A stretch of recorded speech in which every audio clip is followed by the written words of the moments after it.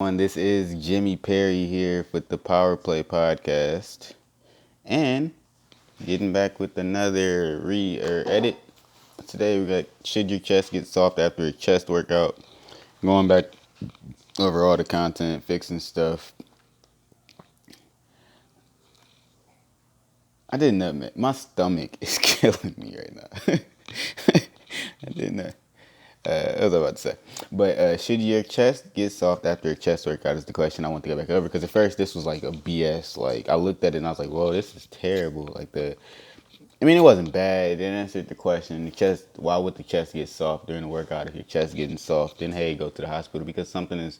Well, you're worried about something, and something is obviously wrong. Makes complete sense. I get it. Nah, that wasn't the question. If the chest shouldn't get soft, maybe you didn't. That's what led me to my answer here. Actually, maybe you didn't stimulate. Like, so why is your chest getting soft at the workout? And which the answer to that was maybe you weren't actually stimulating your chest muscles at all during the workout. And when you say soft, are you talking like jelly like soft, or are you talking about just not being hard? In which case, maybe you actually aren't even. I mean, you should be, if you bench pressing, you should be touching your chest, unless you just aren't like lowering that weight at all. Because you should be activating your chest muscles a little bit at least. But if you didn't, then my bad. I had to scratch my arm. But if you're not getting a full extension or whatever, or a full contraction or a contraction at all, maybe you need to lower that weight and do something different. But I'm gonna stick to the script.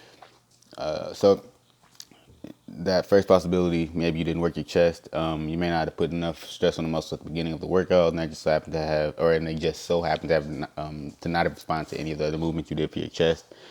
This dog is a goof.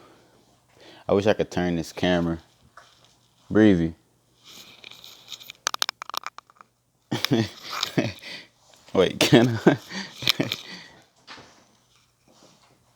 He terrible. But no. So, and then what are some movements that aren't great for the chest? Is I have to put something else in there. I actually want to break this up because there's a few movements that aren't great for the chest, and then there's like other like subtitles in this. So, but why is my chest getting soft to workout? Maybe you're not putting enough stress on the muscle. And well, what are some movements that are great for the chest? Well, this could be a good explanation.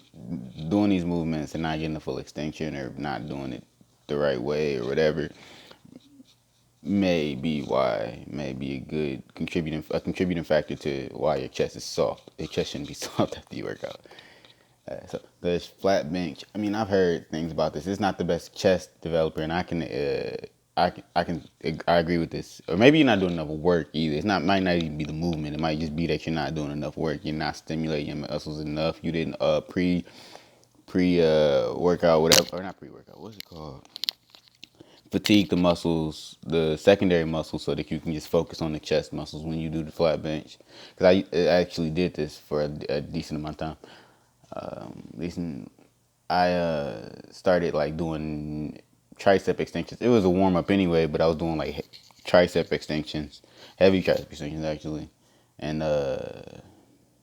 tricep extensions, and I would do like one of my accessories before I even did the movement. So if I was doing like flat bench, and it worked actually. I didn't get a lot of weight up, and I was tired when I did the bench press, and I wasn't focusing on bench at the time, but I was tired when I did the bench press. But I mean, it did work.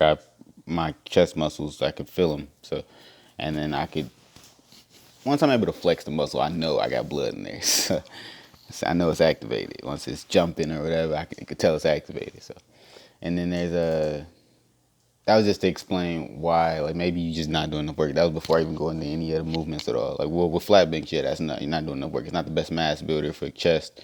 I, I agree with that. You don't even feel. Sometimes I didn't even feel like it was stimulated when I was doing chest, unless I really moved, like did super slow reps. And I always focused on speed when I did bench press. So that could explain that. Then there's chest flies. With chest flies, it can get difficult to make sure they remain an effective movement because of the way people. Sometimes people don't do them right. I've seen people do them extremely well, and then I've done this myself. Like I would be pressing the weight up, and for me, it actually got to the point where I wasn't even like I felt like I was hurting myself. I could feel it in my shoulders, and I already know like certain amount of weight not good for flies. Well, not a certain amount of weight, but a certain it's too easy to progress in a fly. It's too easy to go heavy on them when your body isn't ready. Like I was strong enough to do a fly, but that's because I was recruiting muscles I was using mainly like I was mainly pressing that weight up. I could do 60-pound, flies, 70-pound flies, whatever. But and for me that's dope because I was just starting out, but I wasn't, really doing a fly. So I wasn't really just doing the chest. I didn't even know this is a chest opening movement. I wasn't really doing it. I was pressing the weight up. So I was I was really contracting the muscles. I wasn't even really doing I was really contracting the muscle. I wasn't really opening or stretching. I mean, I was stretching the muscle, but I wasn't really stretching the muscle. Because at the bottom of a press, you stretch the muscle. I just wasn't really, not really. That's interesting. But then there's push-ups, and it's difficult to make. The reason I say this is because it's difficult to make progress with them, especially body. Well, I don't do body weight push-ups anymore. I use resistance bands. But with body weight push-ups, you got to do upwards of like 400. You got to do 500 push-ups, 600. Like you can get big with them, but I mean, how big? You got to really throw yourself off. So that's what I did. And you got to get the tempo off and all of that stuff, but no, you really got to go hard with push-ups. And then, so what are some mistakes people make when doing chest workouts? Now, this is aside from just the movement itself. There's mistakes people make, and one of them is benching without a spotter. Now, this doesn't go into chest development. Well, this can actually, because there's some psychological things that are going to come into play. But benching without a spotter, well, safety comes first. You don't want to kill yourself while you're benching, and you don't want to get stuck under a weight you can't roll off. Because if you think you can, at a certain point, shit starts to push down to your chest. You can't breathe. I've been in situations where I could not get a barbell. Well, I've never been in a situation where I couldn't get a barbell off my chest, but then you realize after a certain point, another time, like I've been to the point where I couldn't breathe, and I've also been to that point where I couldn't, I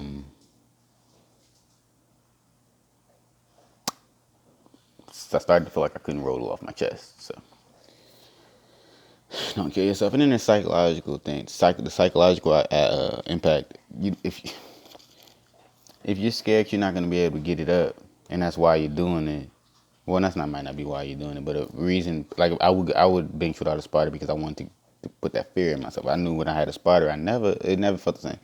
But if you're scared you can't get it up, you sometimes don't commit fully, and I get it. You're doing the opposite of what you say you're supposed to, like the opposite of what you were aiming for when you bench without the spotter. But you don't commit fully. You're trying to make sure you're safe, so you don't might not go all the way down or whatever, and that's not really helping you either. So let's take that into account. Don't go too heavy, and then don't go heavy without a spotter or safeties. That's nothing. I didn't use a spotter all the time, but when I got smart, I started using safeties.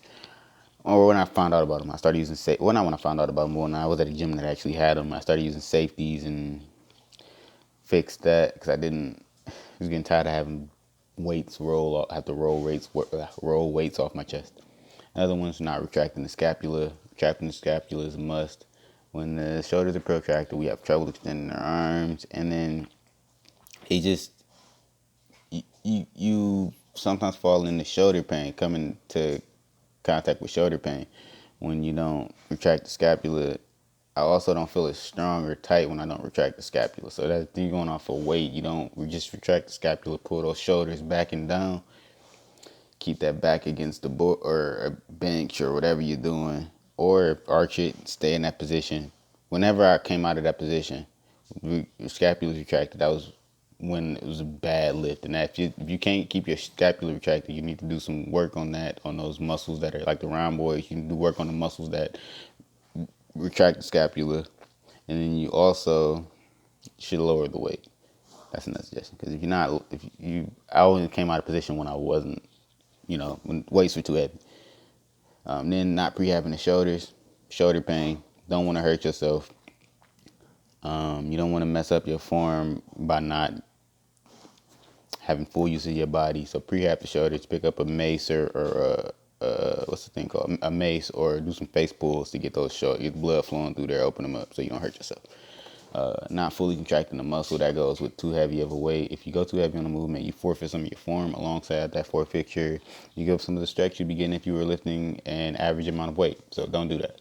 Then pressing the flies, talked about that. Pressing, if you're in your pressing flies, you're like, what's the word I'm looking for? You know what? I'm about to get a better answer.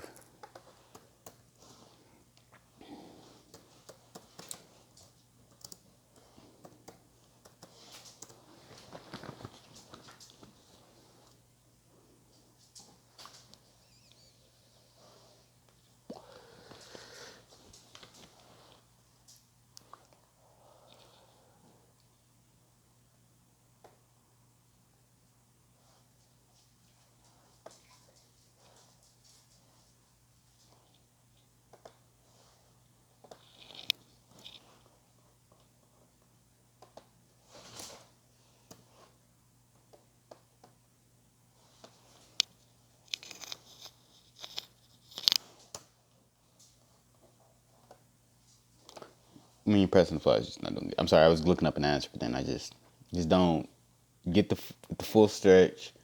Don't waste your time. Like if you just did dumbbell presses or whatever, don't waste, like, you don't need to do fly. Like you're not getting that same effect. You're not getting the full effect of the movement by pressing it up. I'm gonna provide a better answer a little later. I just getting videos getting a little too long, so yeah. Then not hitting the upper chest is another thing. We all have lower and mid chest. That's one of the things I heard from Mike O'Hearn, and I agree with it. We do. We got lower chest. Even women have lower chest. One of the things that can add to a person's physique is having a well-developed upper chest because it makes the chest pop out, look 3D. So I can agree with that. I've seen that. My upper chest isn't the most developed. My chest is. I don't really pay attention to physique as long as I'm super as strong as I can be. But my chest isn't the most developed, and I know I get it. Not I get it, but I can say that I can attribute a portion of that to like the upper chest, and then that's a mistake I've been making, and that's a mistake other people make. Now I sound like a hypocrite for saying this, but I'm learning from this as well. Yeah, not paying attention to the negative, nothing, and I can say this is important. Negatives, I like negative. I like paying attention to the downward motion or the lowering of the weight, because that's how you know you're strong. Anybody can lift, and then that's also for me. And then I know I'm not going into details or the particulars or whatever, but if you can lift, if you're good with a weight, and if your body can handle a weight, if you can lower that mug slowly, like anybody could throw a weight as fast as hard as they can up into the air. Like anybody could do that, but if you can lower that weight slowly, you got it. And then also you less likely to hurt yourself, all types of stuff. But by focusing on and tweaking the speed of the weight and the weight you use during the eccentric part of the list, so if you do an eccentric with a near max eccentric load, then you can induce something called eccentric overload, and that's how you can actually get stronger in a lift. So what are the best movements to do for the chest muscles? Well, there's dumbbell bench press, low incline barbell bench press, machine decline press, seated machine chest press, incline dumbbell press, dips for press, and then incline bench cable fly. Now, all of these slow negatives, just do slow negatives. And then how to relax chest muscles after you work out? Well, we have the floor chest row. I don't really, well, I don't do this one, but it's prescribed how to do it. You hold it 1 to 2 minutes, and then you perform it a couple times. I included links. It's by Corey and Booyer PT, so physical training. Explains how, And then there's doorway stretch. I do this one do this one, and then I do like just holds. It's easy to stretch the chest out. So doorway stretch, doorway roll, and the ball stretch. I don't really do this. It's kind of all this. It looks to be the same thing. You opening the arms out, and you letting blood get into there, and then you holding it, and then I put pressure on mine, and then I hold it because it helps me feel like I'm getting a loose and stuff's opening up. So, and then afterwards, I don't ever feel as tight as I usually do when I don't do those things. So, thank you for this. Thank you for this. And if you have anything to add, if I'm missing something, please feel free to let me know. Check out the Quora. Check out the podcast. If you don't want to watch the videos, Power Play Podcasts on Spotify, iTunes, etc. Check out the website. New content coming. We have programs on the website by everyone. If you have a program you want to add, feel free to message me, email me. My email's on the website. Powerlifting.website. New name coming soon. Thank you. Have a good one. Bye.